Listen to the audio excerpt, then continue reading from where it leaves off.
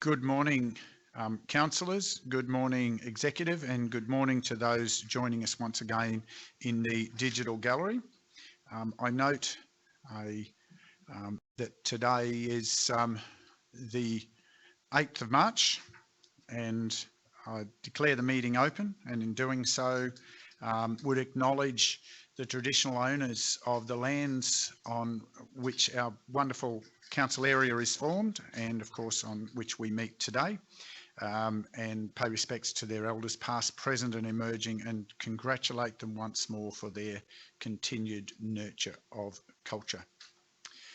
We do have a full attendance of both councillors and the executive team, therefore there are no apologies, and it is my privilege this morning to turn to Reverend Frank White, who joins us this morning to lead us in prayers. Good morning, Frank. Good morning. Let us pray. Our Father in heaven, we pray that each one of us who discharges the responsibilities of leadership will do so with a sense of accountability to you in your sovereign lordship.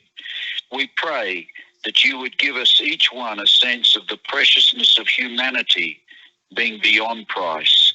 We pray that our lives will be characterized by integrity and honor.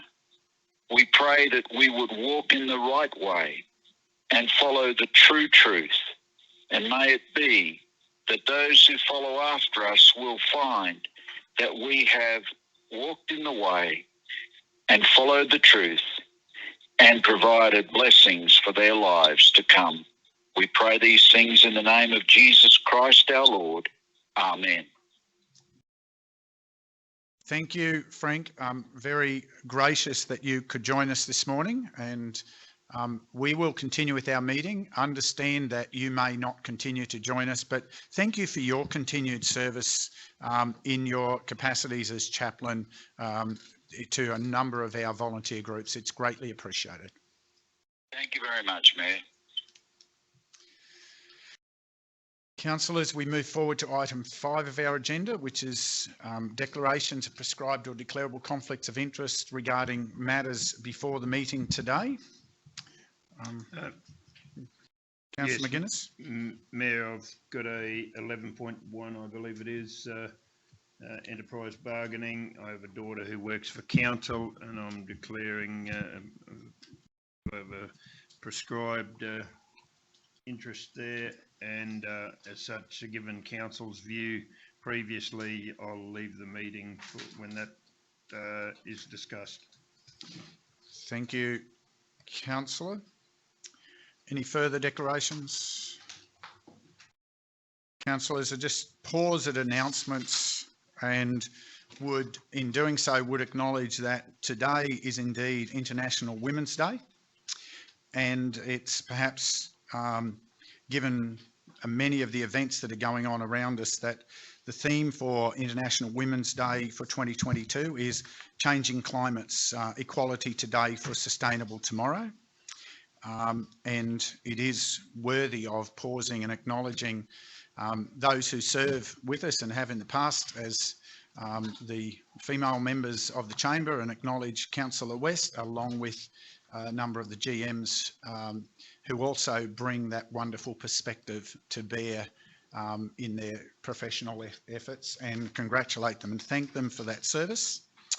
And also to note that due to unforeseen circumstances, our International Women's Day breakfast event that was scheduled last week obviously couldn't go ahead and is rescheduled for the 16th of March.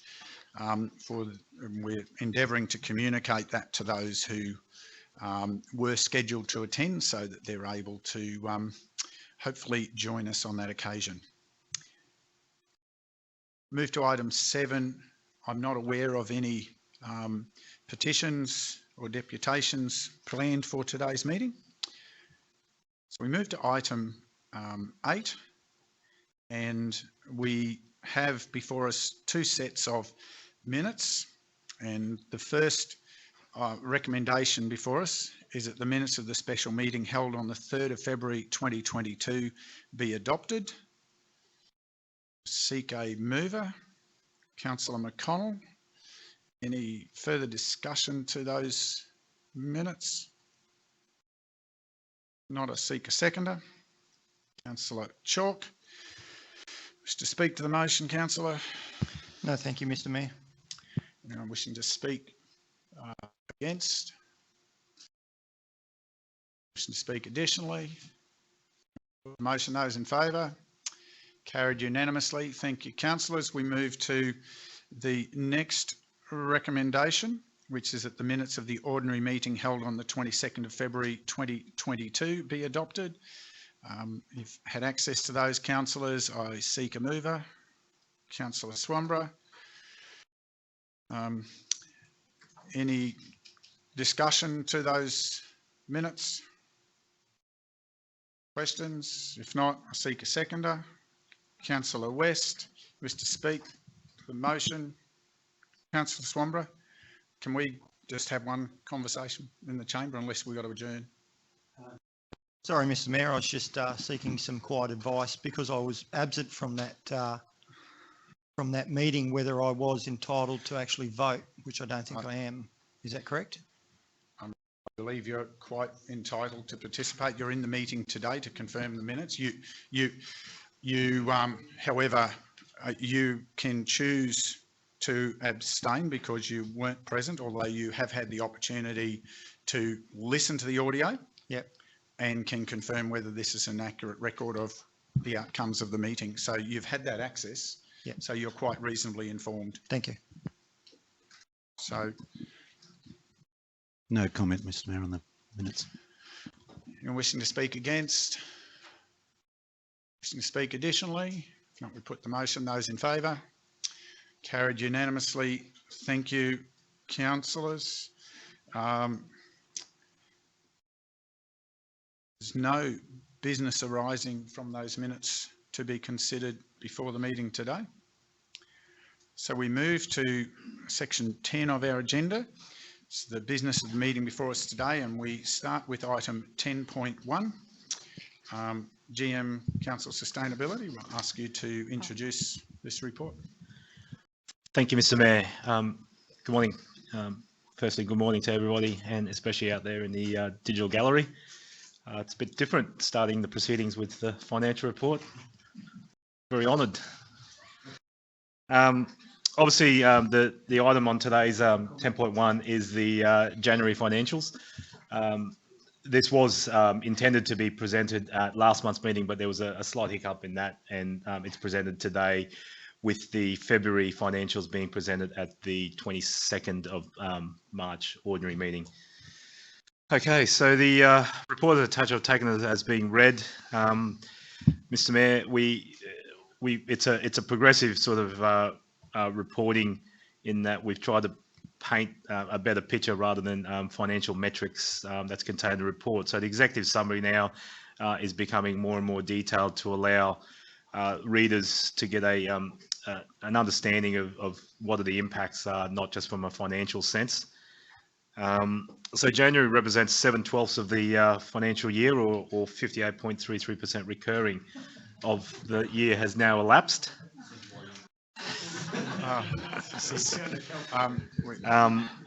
And as included in the report there, the net operating surplus is showing us $6.123 million ahead of budget expectation, and that's largely due to expenditure being $6.991 million below budgeted. Expenditure and revenue being lower by $0.869 million as per budget. I'll focus on explaining some of these in more detail.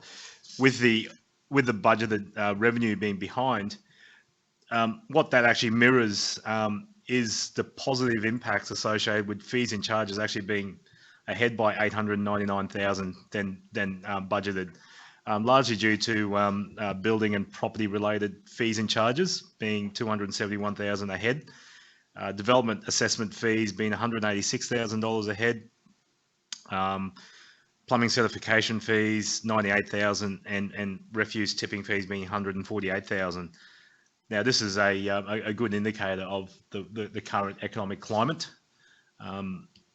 Notwithstanding obviously the little hiccup we had with the recent weather event, but just shows the positive impacts that the region is experiencing when it comes to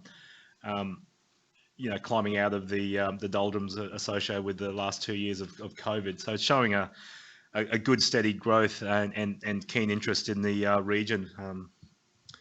Now, the reason why it's the budget expenditures actually showing 869 behind is largely due to the operating grants and subsidies being lower than expected by about 1.3 million, and also 343,000 by the other revenues. Now, being grants and subsidies, generally you're required to expend those funds before you get reimbursed, and that's why obviously there's some associated issues in delivering some of those programs. Weather, and we've explained previously, COVID has impacted, the weather has impacted, and a number of other issues, supply chain issues, have impacted the full delivery of those, and that's why that's showing that revenue is behind, is that we haven't been managed to successfully stage those events or those programs and recovery events. When it comes to the operating expenditure side, whilst it is 6.991 million below budget expectations, a fair majority of that is related to do with the materials and services. And again, more than half of that, around half of that $5 million is grant related. You've got $1.98 million in grant programs, 841,000 around economic development, again, which includes some of the events programs, and also $1.6 million in maintenance and operations. That's yet to be delivered, but the expectations are that we'll continue to progress where required those activities, and obviously any deviations to the budgets will be provided at the March budget review to give a better indication of what the forecast is for the financial year ahead. Moving over to the capital side of things, you can see it's the same situation applies. The capital expenditure and revenue are mirrored by each other in that the expenditure is about 5.6 below budget expectations. Again, as an impact with that's previously been indicated and included in the commentary there around the wet weather conditions, economic environment brought on by the COVID pandemic. And the subsequent revenue is also below budget expectations because of the fact that the expenditure hasn't been undertaken. If I turn to page 3 or 12 of the attached report, there's some comfort in there, Mr. Mayor, that with the committed costs included as part of the capital, it actually shows that whilst expenditure hasn't hit the financials or the books to date, the commitments to those projects are still recorded on there, and the commitment to the various suppliers and contractors in delivering those works is evident by the blue colour or the light blue coloured commitment tab under the capital expenditure. The other indicators I'll touch on briefly, Mr. Mayor, before opening up for some questions. Page 10 of 12, the financial performance and position, other additional information, council expenditure. There is a slight typo there in that middle chart or table. It should read council expenditure 1 July 2020 to 30th of January 2021 to allow a year-on-year comparative analysis rather than 31st of January 2022. That should be 2021, but that'll be fixed for the next report. What that is showing is there's a continued local total spend of $9.2 million within the Scenic Rim businesses out of a total 43% of expenditure, or still equating to about 21.4%. Now this is still not reflecting the expenditure that we're still capturing, where the principal contractor is being paid the total amount, and in part those principal contractors are located in the Brisbane or outside of the Scenic Rim area, and they are engaging local contractors, subcontractors. So that reporting has been developed, and in consultation with AES and Chris and the team, we're hopeful to incorporate what those figures are shortly, and then obviously provide that in a detailed fashion to council, but ultimately reflect that in the expenditure within the Scenic Rim. The only other point I had to highlight as a you'll notice on page 11 of 12 with the rates, because the rates were levied in January, you'll see a higher than compared to what they were as of December.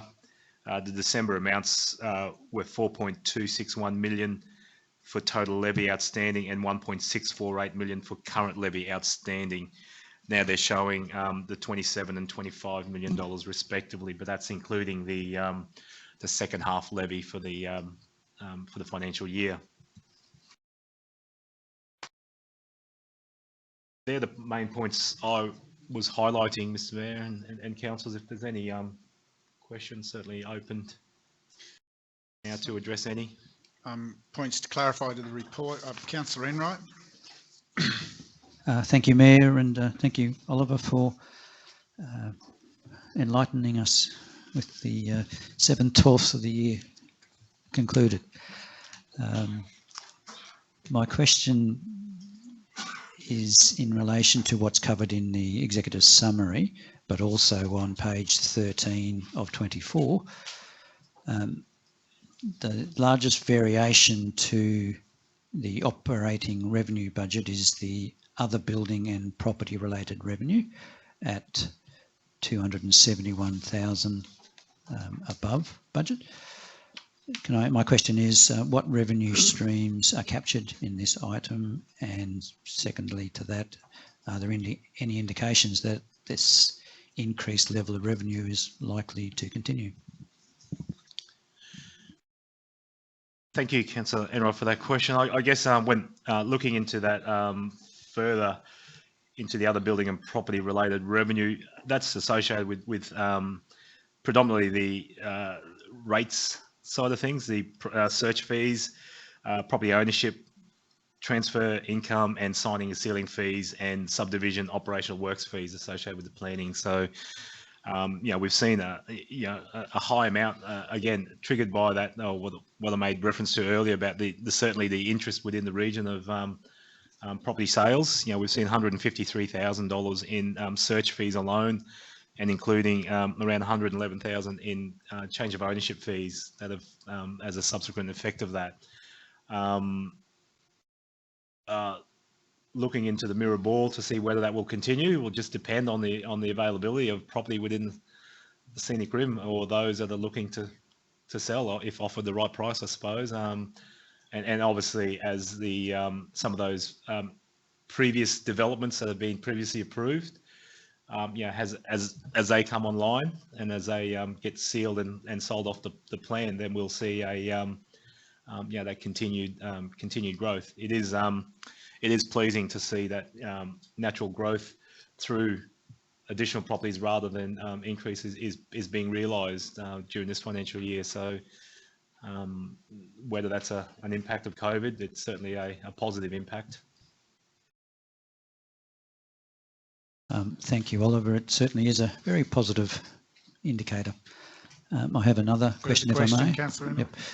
This one in relation to the operating grants and subsidies revenue, also on the executive summary or page 11 of 24. I note that the operating grants and subsidies is 1.347 million lower than budget, which you did outline earlier. My question is, given the current challenges to deliver many projects and programs, are the delivery of these range of programs critical by the end of this financial year, or is there potential for some to be carried forward into the next financial year? We would certainly look to deliver on those projects, and it would be dependent on council being able to negotiate with the grant body to allow the necessary extension. And just looking at my summary, there's some big ticket items in terms of some of those grants and fundings, and they were related with the bushfires, LER, the community facilities under the bushfire funding. So there's a range of projects there that are still required to be delivered. And certainly officers will work with the grant bodies in explaining the circumstances around the inability to deliver those based on supply chain logistics and in the case of events, the cancellation due to the COVID matters and things like that. So, I mean, those programs, when they were awarded to council, they were critical in parts of those recoveries for those certain streams. So certainly officers will work hard to try and negotiate with the funding bodies to allow some leeway in the extension of the time to deliver those. We certainly we wouldn't want to give up good money in aspects.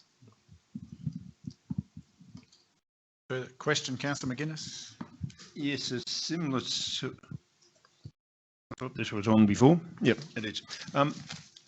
Similar sort of question, but in a different way I had, Ollie, was the grants and subsidies, whether that be on the expenditure or the income side of things, is there any of that money we don't expect to, as Councillor Enright rightly asked, is that we either spend, in the question there before, or receive? Are we getting all the grants that we believe we were anticipated we would get for whatever reason?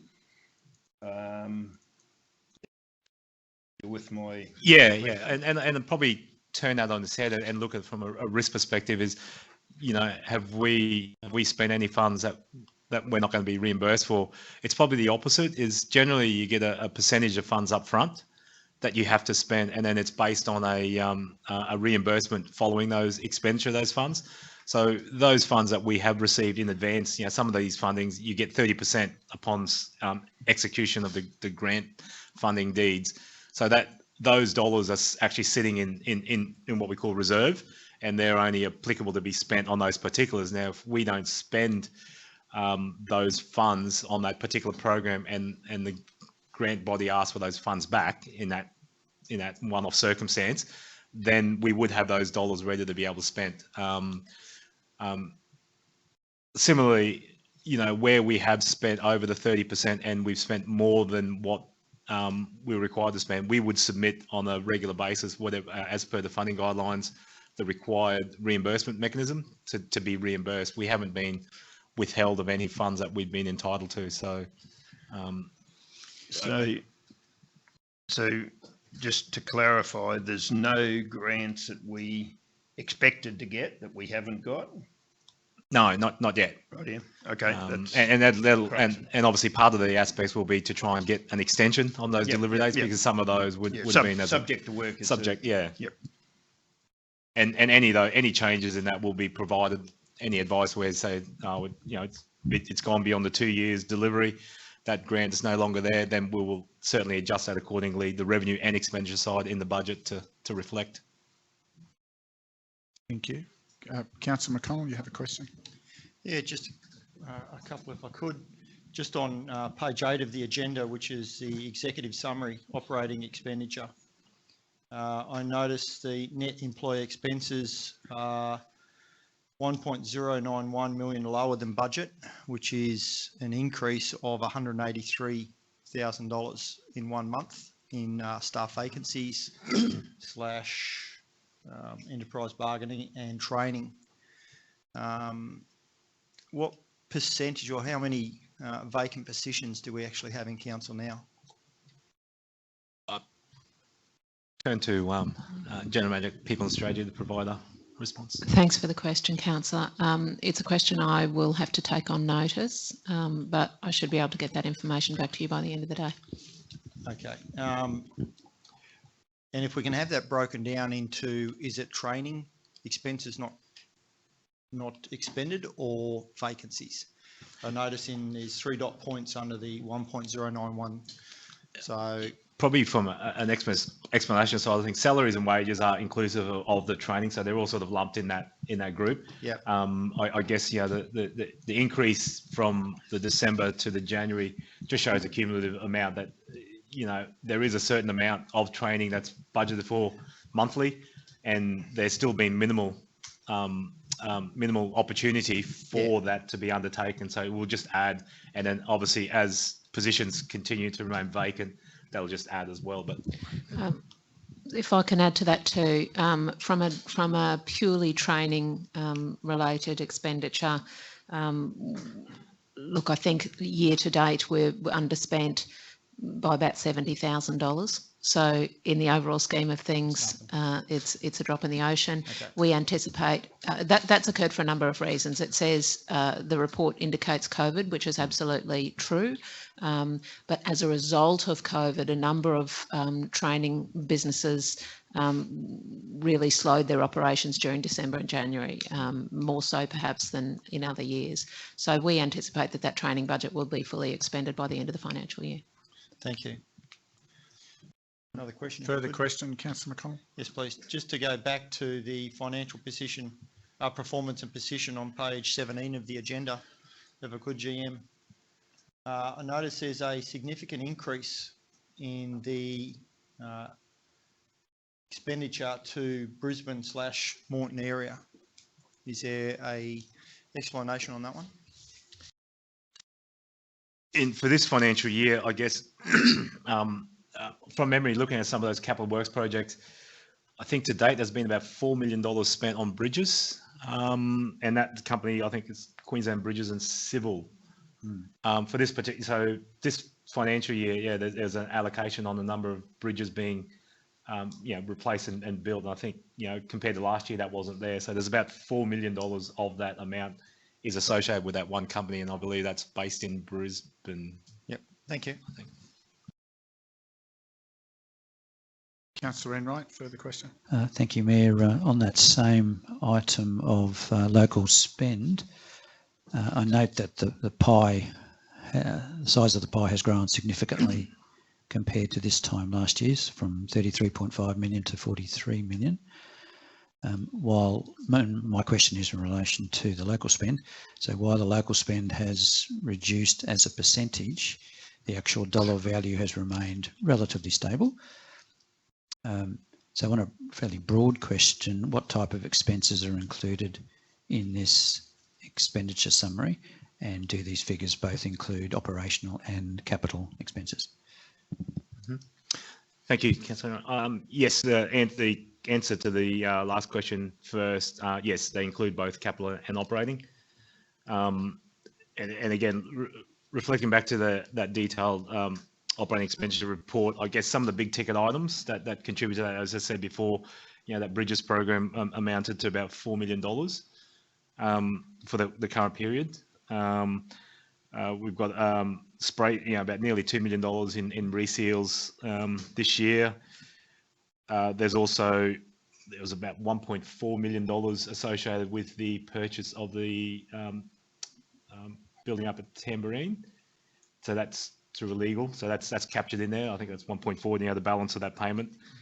Then you've got, a number of works that were carried forward from the previous year as well that weren't delivered, that are continuing to be delivered this year. And that's a lot of the infrastructure, roads and other sort of work. So you're seeing, there's a tendency for that catch up on delivering that capital works that was not necessarily completed or delivered in last year. That was carried into this year, and on top of the existing works as well, it's continuing to be delivered. Thank you. Further question? Councillor West? Sorry, this is mine, just a small matter actually. It is I believe on page 8 of 24, under the operating expenditure, I believe it should be, the font should be red as opposed to green, and now below. Sorry, I'll just get back to there again. Where are we?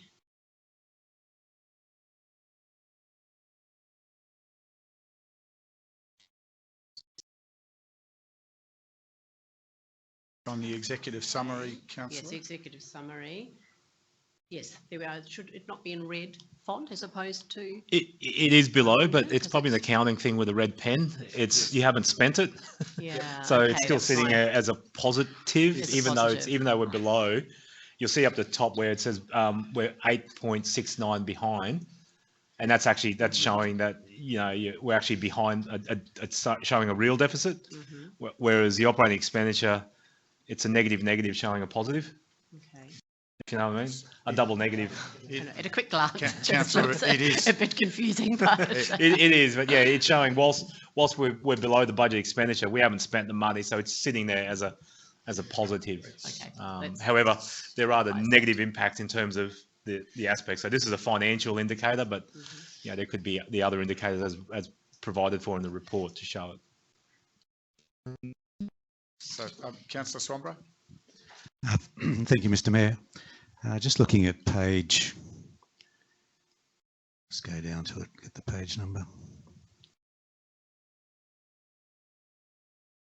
15 of the agenda. I'm looking at the line item fleet management, and it shows that our annual original budget was $3.285 million. But the annual revised budget jumped up to $6.106 million. And then it seems to be an analysis that goes from there, indicating that we've actually spent nearly $2 million and we've got commitments of $854 million.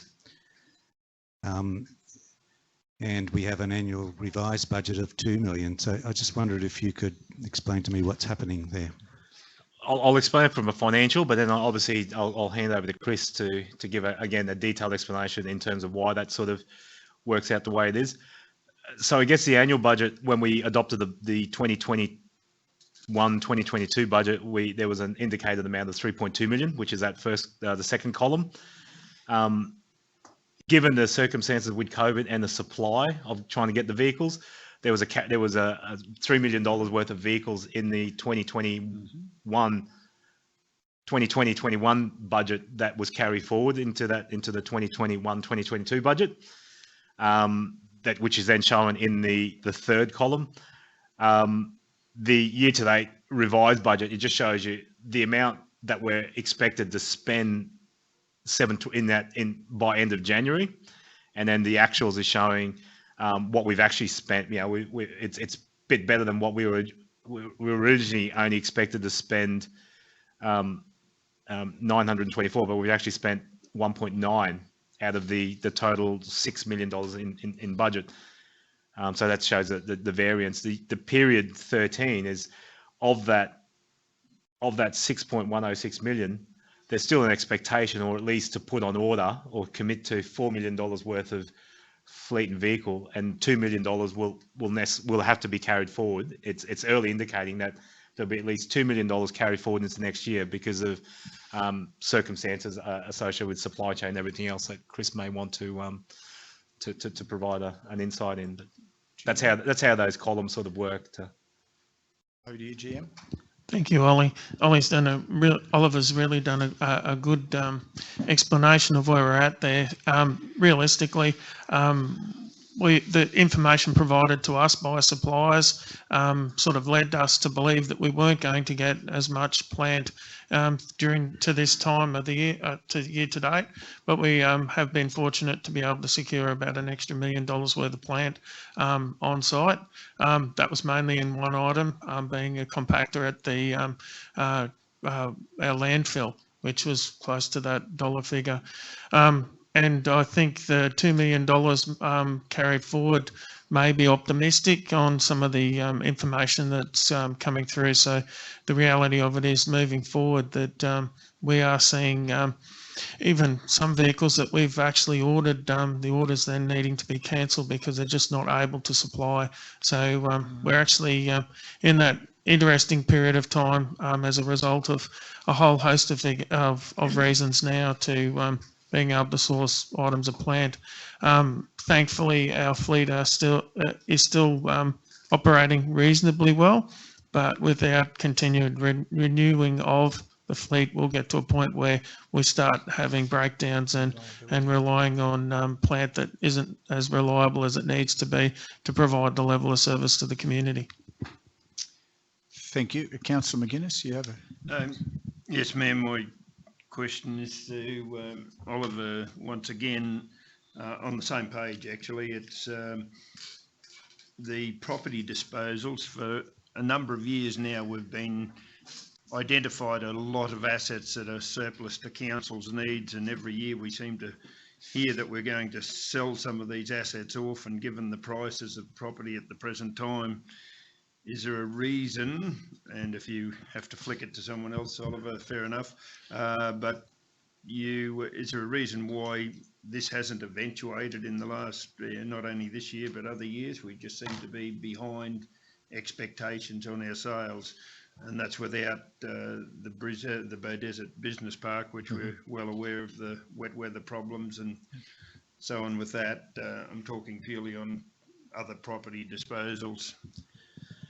Yeah, thank you, Councillor Mills, for that question. Before I hand over to Deborah and Chris, there's probably a tag team in that aspect, but I guess just you touched on what's included in the budget this year. The large volume of that, what's budgeted for this year, is associated with the at least 4 blocks from the Beaudesert Enterprise Precinct.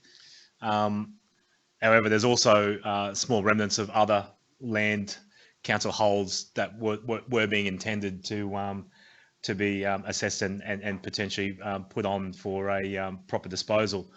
I know there's a project, and I'll probably hand over now to. So there's that $1.6 million in the budget currently. But I'm referring to the. Sorry, just to help clarity, I think Councillor McGuinness clarified to leave out the business park. We understand the delays there. It's really the first line item ending in 007, I think, is where the core of the question is. Is that right, Councillor? So it's just that more general property line item. Sorry. Which was, from memory, last year was number 2, which I don't know whether we had anything there last year either. So this is where I'll turn to now to Chris and Deborah. Obviously, there's a project underway with the property team in first establishing the real estate panel to assist council in the facilitation of those disposal, and then to go through the inventory and then provide that process. Through the chair, thank you, Oliver. Yes, it's certainly probably the easiest answer is the fact around resourcing, and the reality of it is we've actually got our property listing.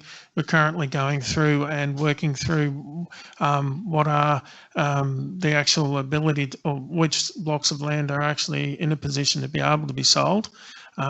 Some of the process that's required to actually follow that through is a little bit more involved than maybe first thought with regard to some of the rezoning and other aspects of those identified lots.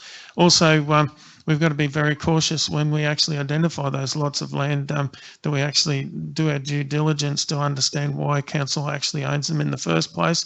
On paper, they may look as if they're a saleable lot, but when you actually dig deeper into the history, it's possibly as a result of water ingress through storm flows or other purposes that those particular lots are owned by council. So there's a fairly detailed process being followed at the moment. So I do understand and that there has been a keenness to look at what all the properties that we do own that are surplus to council's needs, but we're following through a process that is fairly robust to ensure that we're not selling blocks of land that we should either be keeping for a purpose because of the constraints of the land, or also keeping the block of land for future use for community facilities.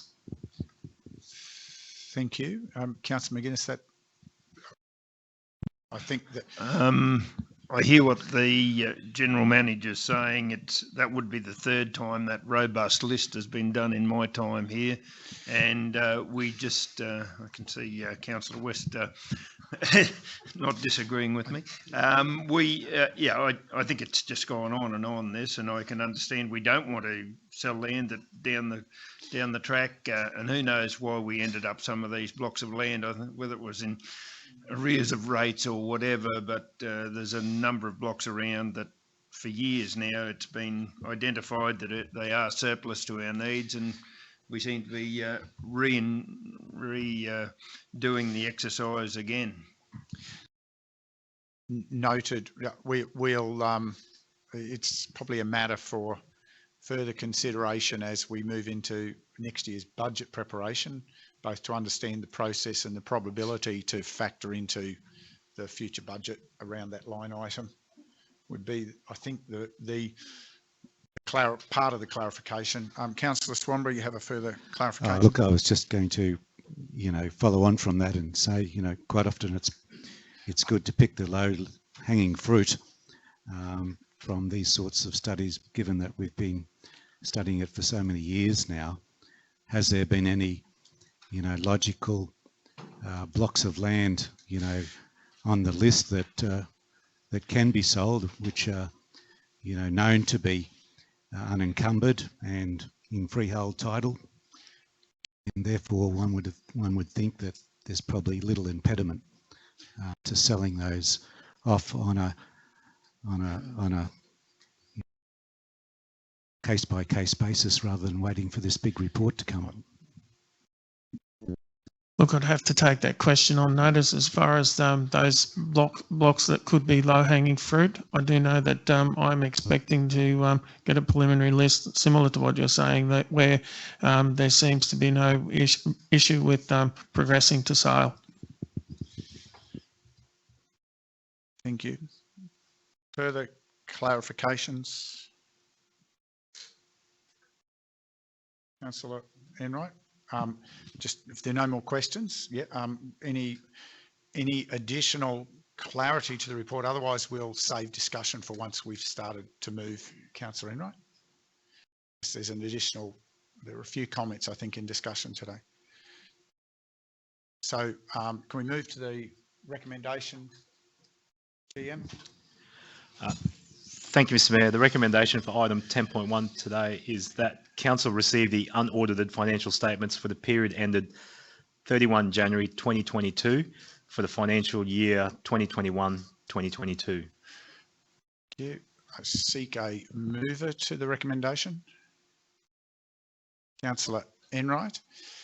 Any further questions to the matter, councillors? Any additional discussion? Councillor Enright, you indicated. Thank you, Mayor. Just a comment on page 15 of 24 in regards to capital expenditure, and my comment is it's pleasing to see that both the road maintenance and reseals have been delivered ahead of budget, considering the challenges of the weather and other factors, and I'm happy for the GM of asset and environmental sustainability who may like to comment on that. Additional comment, GM?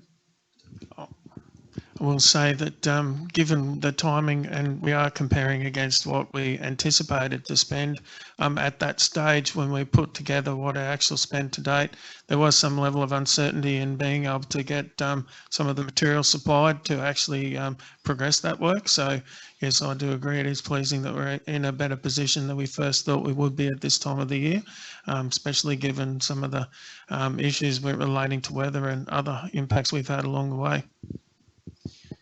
Thank you. Any other points of discussion, councillors?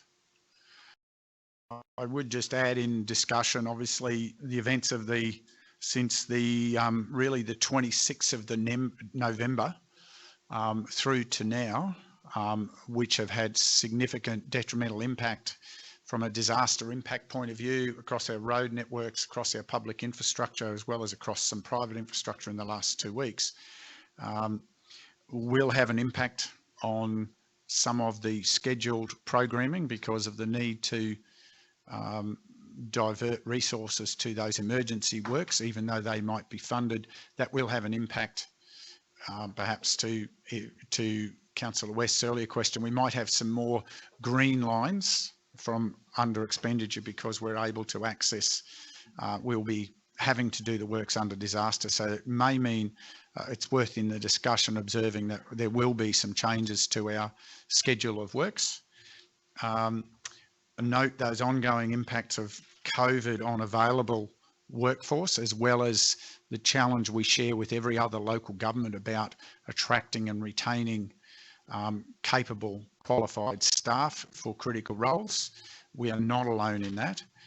However, it is quite a significant challenge, and certainly in Southeast Queensland, given the widespread impacts, will become an even more pressing challenge for us, as everyone will be looking for the same resources in this coming period, not just internally, but also contractors.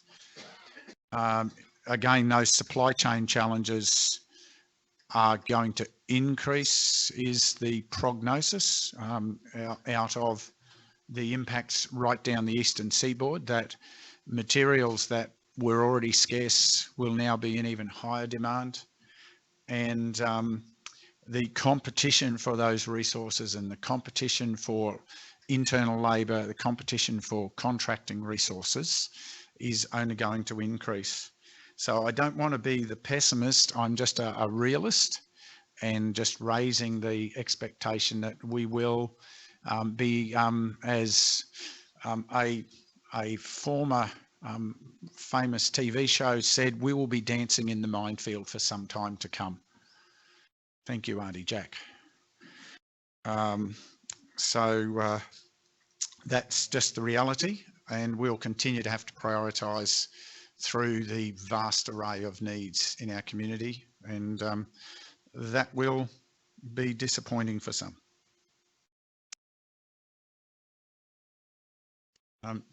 For any councillors who aren't aware of who Auntie Jack is and was as an Australian icon, we'll, for the younger members of the chamber, we'll arrange a follow-up training session. With that, if there's no further discussion, I seek a seconder. Councillor Chalk. Wish to speak to the motion, Councillor Enright. Thank you, Mayor. Look, I would like to speak to it. I think the report outlines the challenges and the way that our council is dealing with those challenges as they are put before us. Budgets are just that, they're forecast into the future. Who knows when we set a budget in June, July, what's in the year ahead. The important thing is the flexibility and the ability to deliver projects based on priorities that are ever evolving through the year. And I thank Oliver and his team for outlining the details here in this report. Thank you. Anyone wishing to speak against? Wishing to speak additionally? If not, we put the motion. Those in favour? That's carried unanimously. Thank you, councillors. We move to item 10.2, page 20 of the agenda. Thank you, Mayor and Councillors, Executive and everyone listening online. 10.2 is a procurement exception request for Blue Sky Careers, and it probably goes to the heart of the question asked by Councillor McConnell in the last session regarding budget and vacancies across the organisation. This has been co-authored with the General Manager of Council Sustainability, and I might ask Oliver if he would like to raise any points about the content of the report. Thank you, Deborah. I think this, it's picked up as a query before. It also segues nicely from the Mayor's comment about trying to find and attract qualified staff in this current climate. The two providers are exactly that, recruitment firms, and how this report's come about, Mr. Mayor, was following some changes in the local buy contracting panels. These suppliers have since not been included. However, they will continue to be engaged by council. So this is sort of a retrospective look into fixing that matter up. However, there is an end plan or end game, and these providers have been asked to certainly look to be included in that list to make it an easier provision as per what the legislation provides for.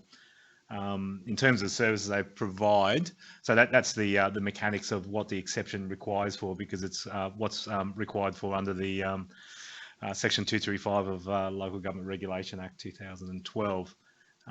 However, in terms of what the services they do provide, I'll probably revert back to Deborah in providing that detail. Thanks, Mayor. I think it's quite self-explanatory in the report, but in particular, we've been having difficulty attracting skilled labour in the marketing and communications area, and these organisations, in particular Blue Sky, actually are specialists in recruiting.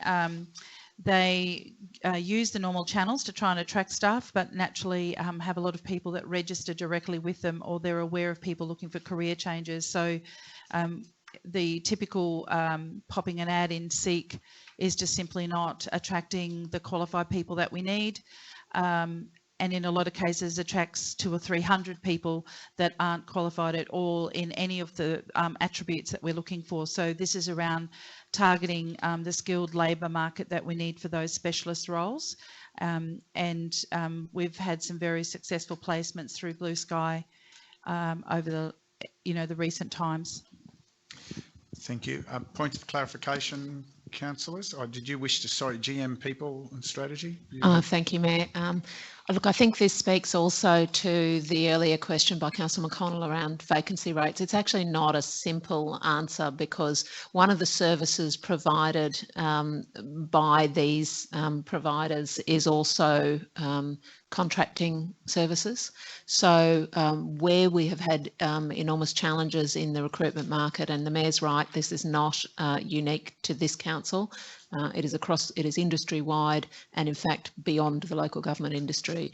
The challenges around recruitment and the failure rate for recruitment processes is extremely high. When I say failure rate, failure to attract appropriately skilled candidates, or losing those candidates partway through a recruitment process.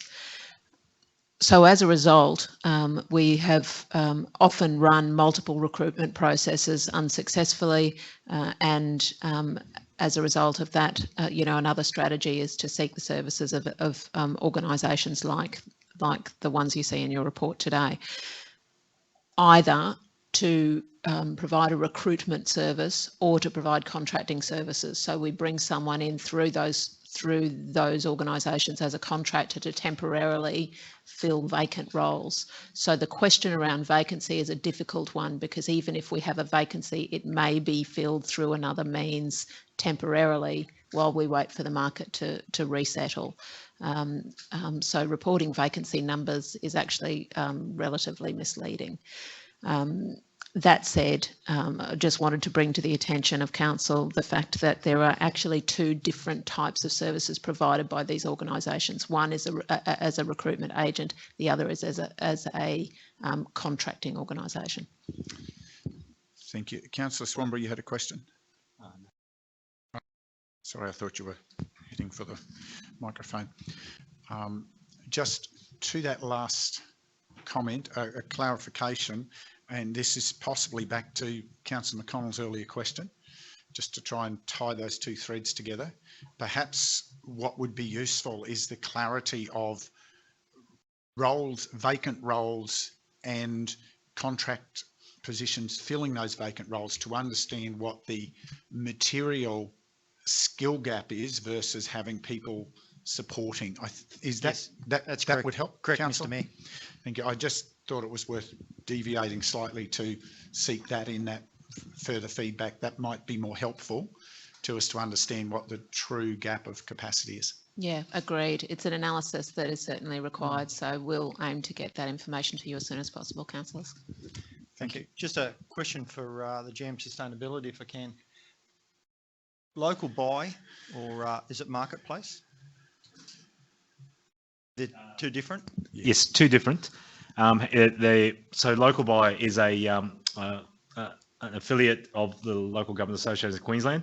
So they provide procurement channels for councils to to utilise, and they're factored into the regulation that allows you to use the list. Now, Marketplace is a product of, so you've got local buy contracts, which are what's commonly referred to as ROPS, or registered of pre-qualified suppliers, that enable you to engage directly from those lists. Marketplace is really just a Refidex of all businesses that can be engaged. Okay, thank you. So with our recruitment in the past, have we used local buy to do that? Yes, there's currently 2 contracts within the local buy panels for the short-term placements of recruitments, as well as the general recruitment firms for permanent placements. What's happened in recent times is the temporary recruitment, there's been a whole change to that. What local buy now includes is one firm, and then all the other companies then register that one firm, and council engages that mother firm to subcontract all the little firms. And in that process, these companies have fallen out of that arrangement.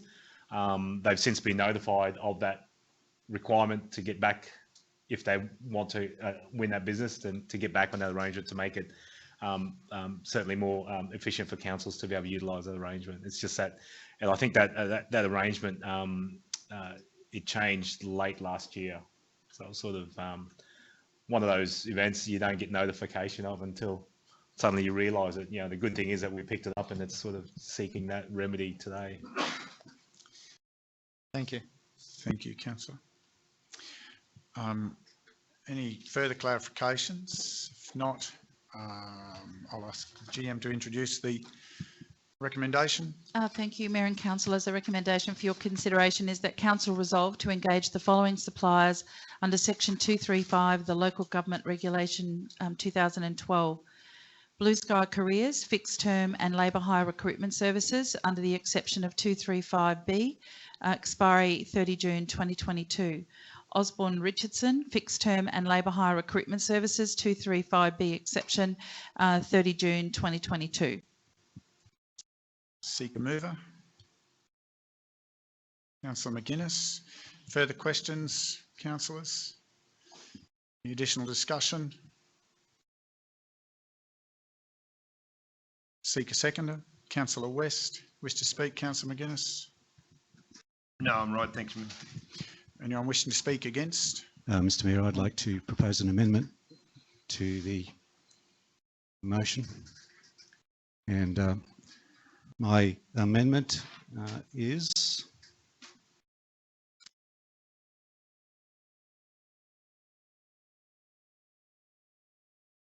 that the engagement of suppliers above does not apply to the recruitment of Council's Chief Executive Officer.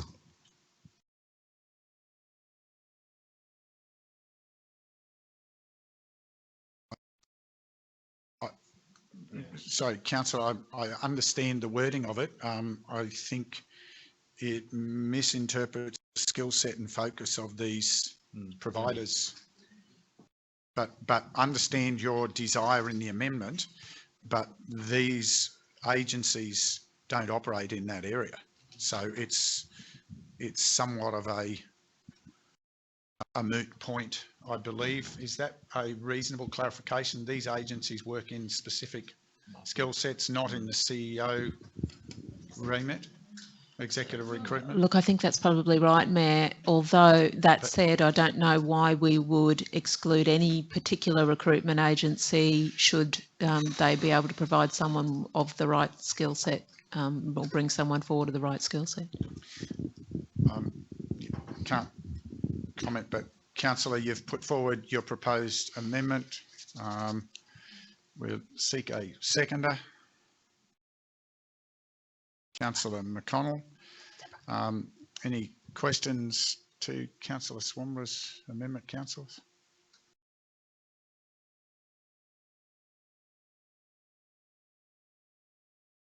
Not. Councillor Enright. Mayor, on one question. Why?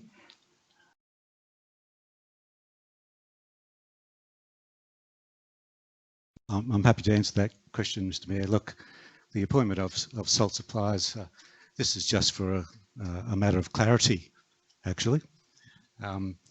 The resolution as it stood, without the amendment, really was an open-ended invitation for council to engage one of those two for any recruitment that's coming up. And we also know that the Chief Executive Officer's position comes within the time frame of that particular resolution.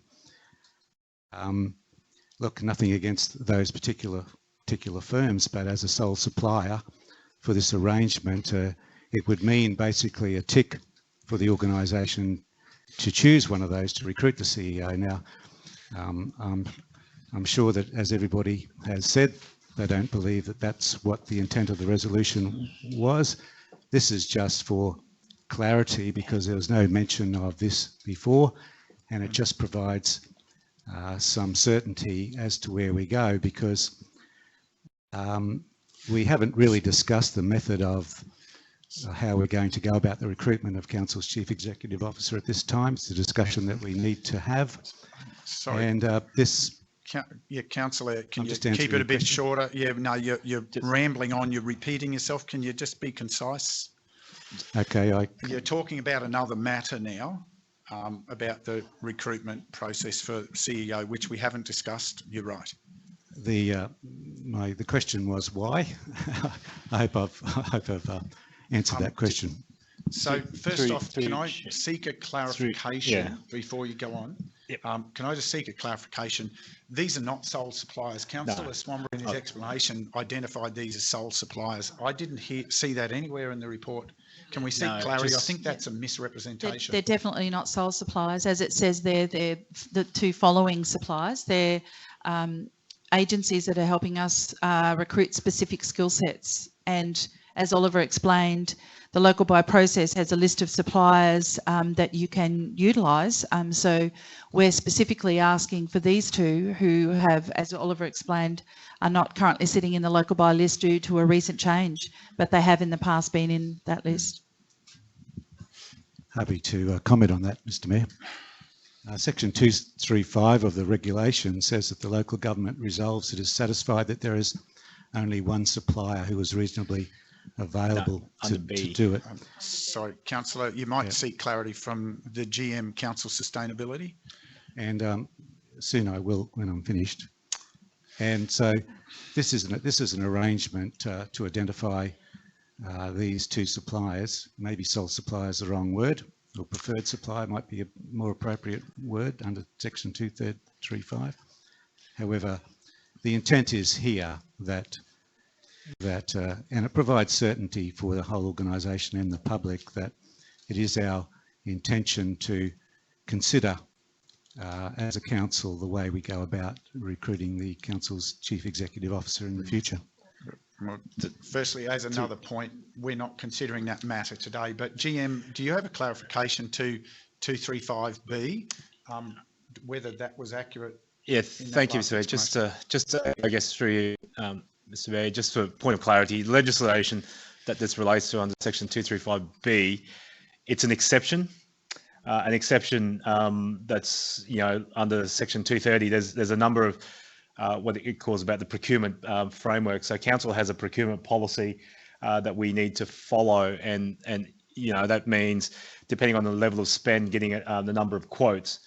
What 235 allows is a deviation from that policy, and under what being referred to there as B is that the local government resolves that because of the specialised or confidential nature of the services that are sought, it would be impractical disadvantage for local government to invite quotes or tenders. So it's seeking exception to the current procurement policies. There is also, what's the other exceptions to that is if the suppliers are included on those local buy panels. So that allows councils to engage directly from those panels, and when the conversations are visited around that particular matter, there is a panel in there that has 106 recruitment agencies that council can, without inviting quotes, can obviously employ directly. So, these two here aren't on that panel at the moment, anyways. but there's another 105 that you can automatically appoint via the local by panel. So yeah, 235 is just an exception to council's procurement policy, I guess. Sorry, Councillor McConnell. Just a quick question to clarify. So local buy is our exception to use. That's correct. Under 235B. No, And we're adding these two to that exception. No, local buy is contained in, I haven't got it in front of me, but it's under 230 something. It says if council can engage a supply that's contained on the local buy list. So there's about 30 different contracts for the range of products and services that are on offer. Council can engage under a particular code, BUS 235, and then there's a supplier in there, and council can engage them and offer them to do a job because they've technically pre-qualified as a supplier. The terminology around sole supplier, that's a whole different kettle of fish because you've got to be satisfied that there's a different arrangement. Now, to put in further context as a level understanding, in the past, there's been there's been a number of vehicle suppliers in the Scenic Rim that haven't been on the local buy list. And we haven't necessarily engaged them to source our fleet, our vehicles. Council initiated a process where we developed our own list to the appropriate tender process to enable them to be on the list so that we could actually engage them to buy on that list. So, okay. But 235 is basically a deviation from what's in our policy. So ordinarily you'd go out and get 3 quotes for a particular service, but to allow this one is to say that given the nature of the thing, given that these guys are preeminent in their field and in that particular marketing and communications clientele that they service, then that's what the intent for this was. Okay, so sorry, Councillor, just wait, please. Just to clarify further, so these 2 suppliers dropped off the local buy list. That's correct. So we've had to put them on as an exception. Mm-hmm. A temporary exception. A temporary. Mm-hmm. And so other councillors other councils that want to use their services would have to do the same. Would have to do the same, yes. Okay, thank you. That's thank you. The clarification I was after. Yes, but it's not a sole supplier. Again, no. that wasn't the correct reference point. And for further clarity, just on that, and there's another exception is if these suppliers were on a state panel, we could use them. Now that we've provided them, if another council had them on their own panel, we could actually, another exception to that is to engage if someone had them on their panel, but no one's got them on their panel yet. So okay, thank you. There are additional exceptions. Thank you for that discussion, Mr. Mayor. Based on that, I'm happy to, for clarity, make a small amendment to the amendment and say that this exception for the engagement of suppliers does not apply to the recruitment of the Chief Executive Officer.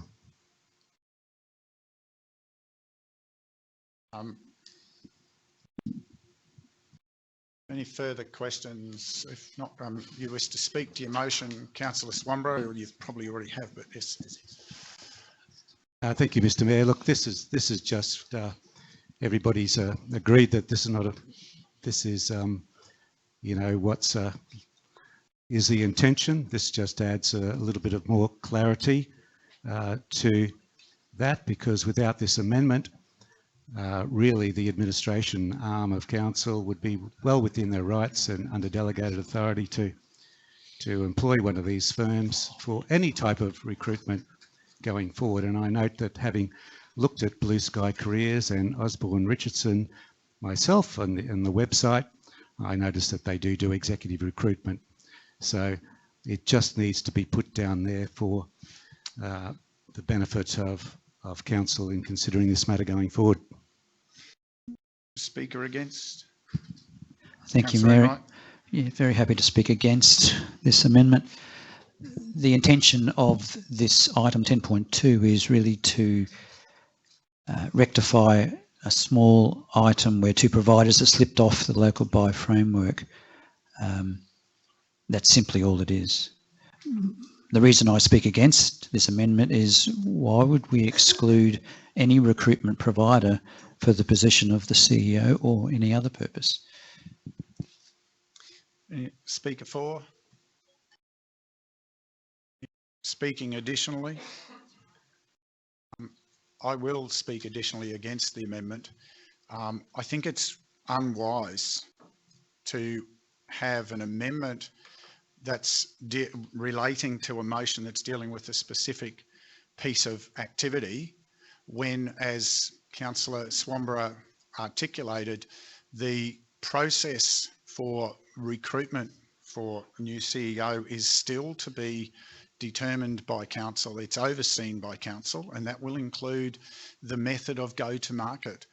That's the appropriate time to determine how best and who best to source in going to market. It just seems really unwise to me to start locking down those options when we're not having that discussion today. Whether or not these are great providers, as Councillor Swamborough has pointed out, he thinks they have the capacity.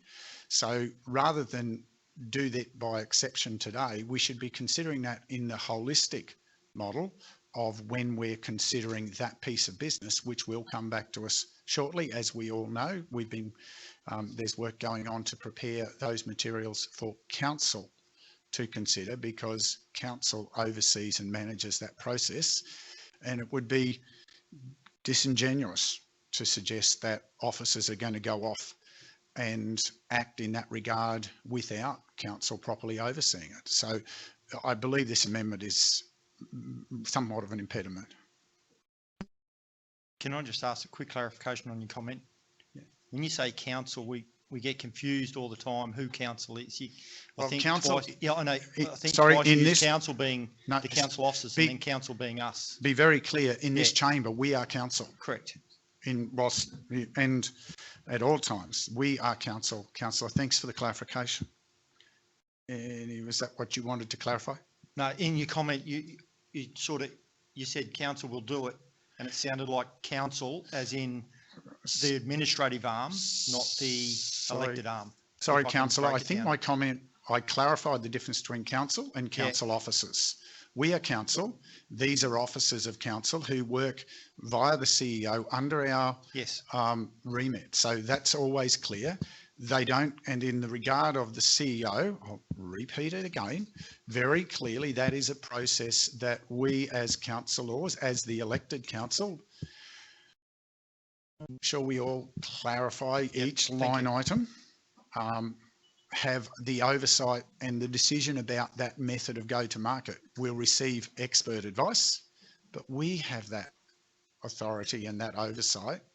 And putting this in place today is just the wrong place in process. And it's unwise until you actually have looked at the proper process, is why I can't support the amendment. Anyone else seeking leave to speak? Otherwise, Councillor Swamborough, I'm sure you wish to close.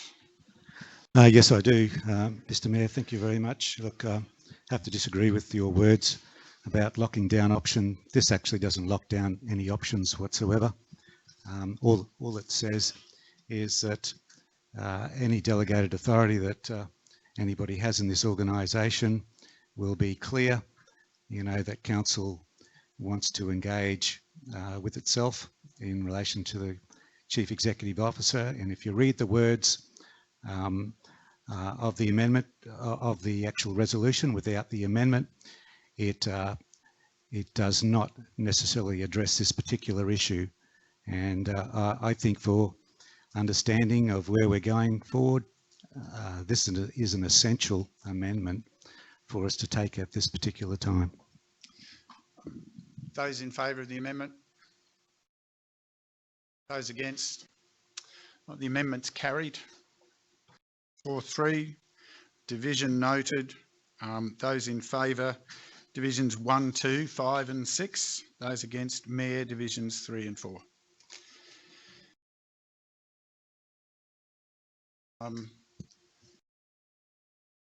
So back to the original movers. Mover and seconder, are you prepared to continue to support a motion inclusive of that amendment?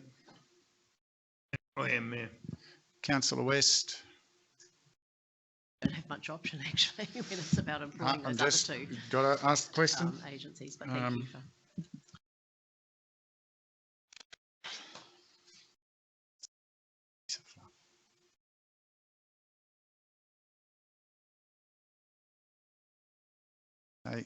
Noting the original recommendation and the inclusion of the amendment, you wish to speak further to your motion, Councillor McInnes? Only to say, Mayor, I believe that just does clarify the motion a bit better. It's, I think it's, I'm keen of having this like it is now. So as the meeting just moved or approved that amendment, I quite happy with the way it is now. Anyone wishing to speak against?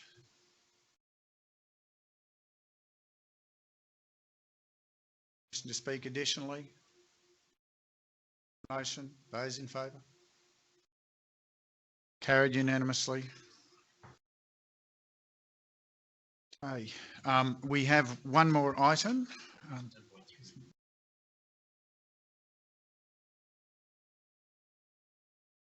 We have a late item at item 10.3, and I'll ask the GM, Customer and Regional Prosperity, to introduce this item, and note that we have two officers who've joined us to present this item.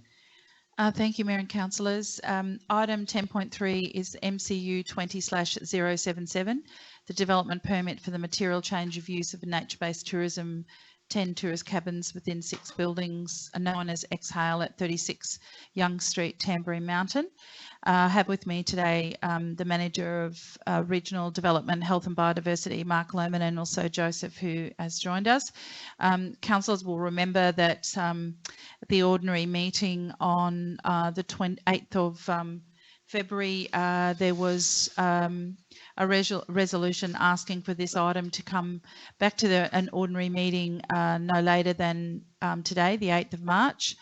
And so the purpose of bringing this report is to meet both that resolution, but also to update councillors on what has occurred since the date of the last ordinary meeting.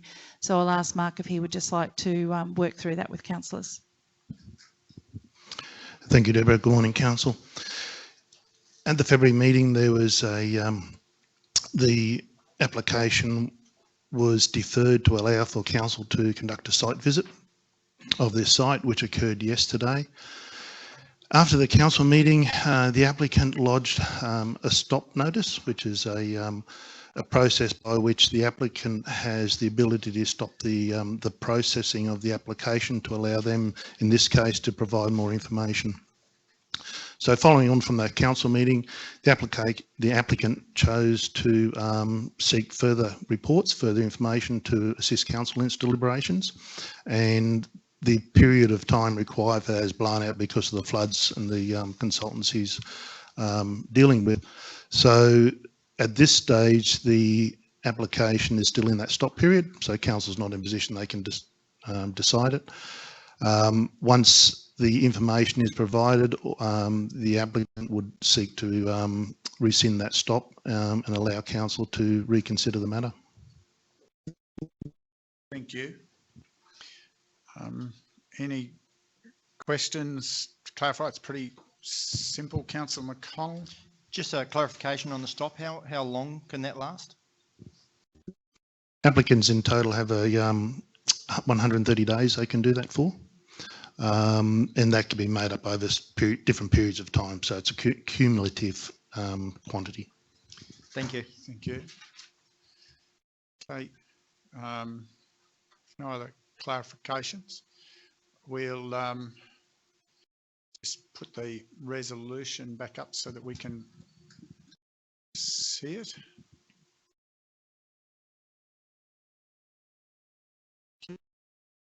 And ask someone to introduce the recommendation, please, DM.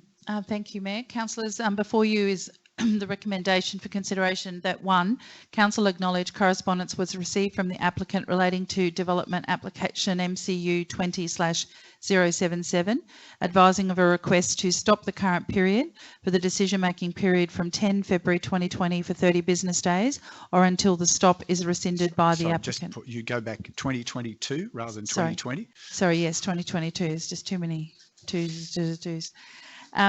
2, that council note that the application cannot be decided during this stop period.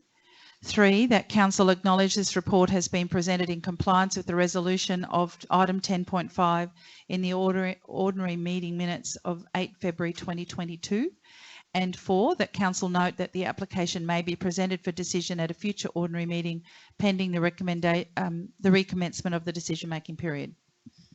Seeker mover, Councillor McConnell. Any further questions? Further discussion to the report? Seeker seconder, Councillor Chalk. Wish to speak, Councillor McConnell?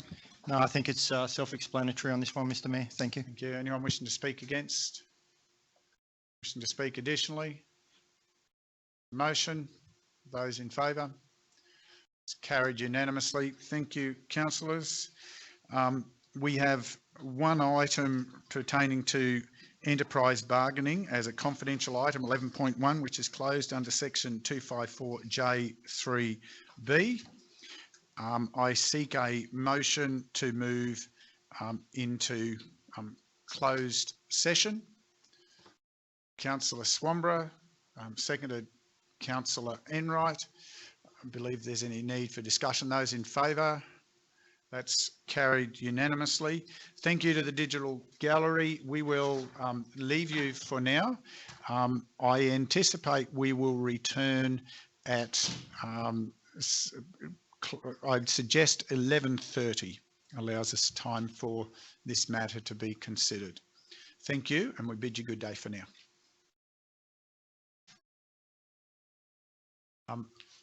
Welcome back to those rejoining us in the gallery. Councillors, I seek a motion to return into open session.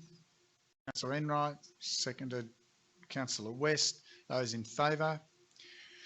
Now, just for the benefit of those listening, Councillor McGuinness did exit the meeting when we moved into confidential and is still out of the meeting as we come to the consideration of item 11.1. GM, I'll ask you to introduce the recommendation for consideration today. Thank you, Mr Mayor. This is a 5-part recommendation. And the recommendation for this item is that 1, Council note the progress made to date on enterprise bargaining to establish a new agreement. 2, in acknowledging Council's desire to attract and retain our workforce, and in addition to the negotiated flexibility and other non-wages related outcomes, Council supports the Union's request relating to wage outcomes ending 30th of June 2025.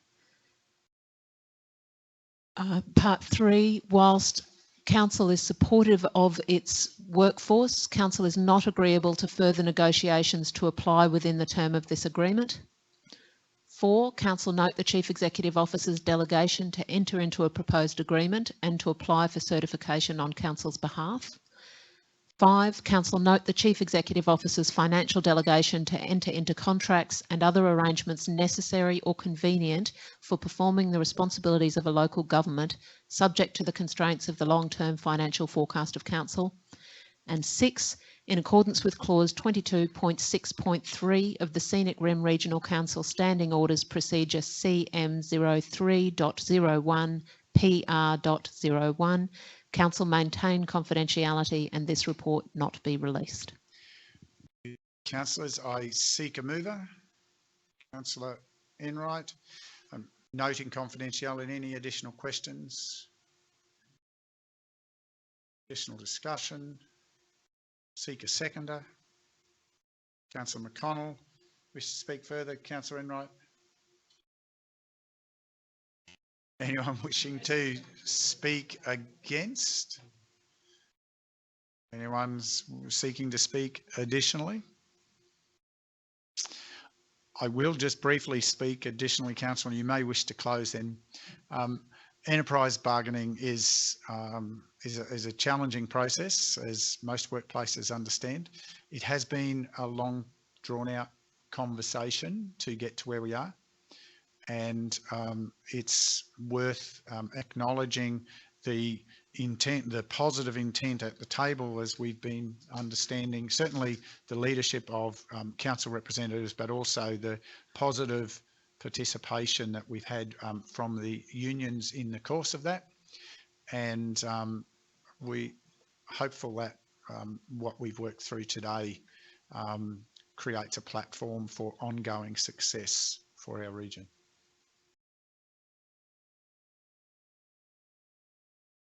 You wish to close, Councillor? Sorry, we just have one moment. We have an administrative correction.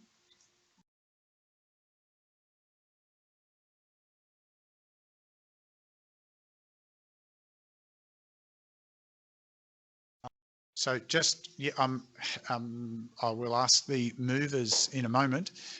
The suggestion or the request from the GM is to amend her recommendation to refer to in point 2 that will end request relating to wage outcomes for the term of the agreement ending 30th of June 2025. Thank you, Mr. Mayor. Are you still comfortable? Movers and seconders still comfortable? Yes, certainly, Mayor. Can I just ask a question that it is defined that the term will be concluding on the 30th of June 2025? Thanks for your question, Councillor. Yes, the negotiations to date have meant that the wages increases are payable from the first full pay period following the 1st of July in each financial year, and that the agreement will end at the end of the financial year. Thank you. Do you wish to close, Councillor? No, thank you, Mayor. No, that's fine. Thank you, councillors. We shall then put the motion. Those in favour? Those against? That is carried unanimously. Thank you, councillors. We'll invite Councillor McGuinness to join us for the close of the meeting.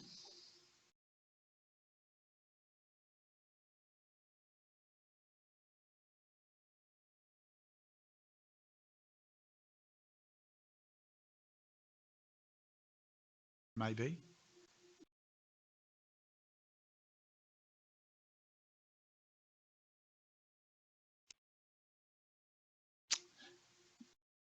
Thank you, Councillor McGuinness, for your patience. That matter has been completed, and noting that Councillor McGuinness has returned to the meeting, I can now declare the meeting closed at 11:57. Thank you to those in the gallery for joining us today. Thank you, councillors, executive and officers who've supported us today. We bid you good day.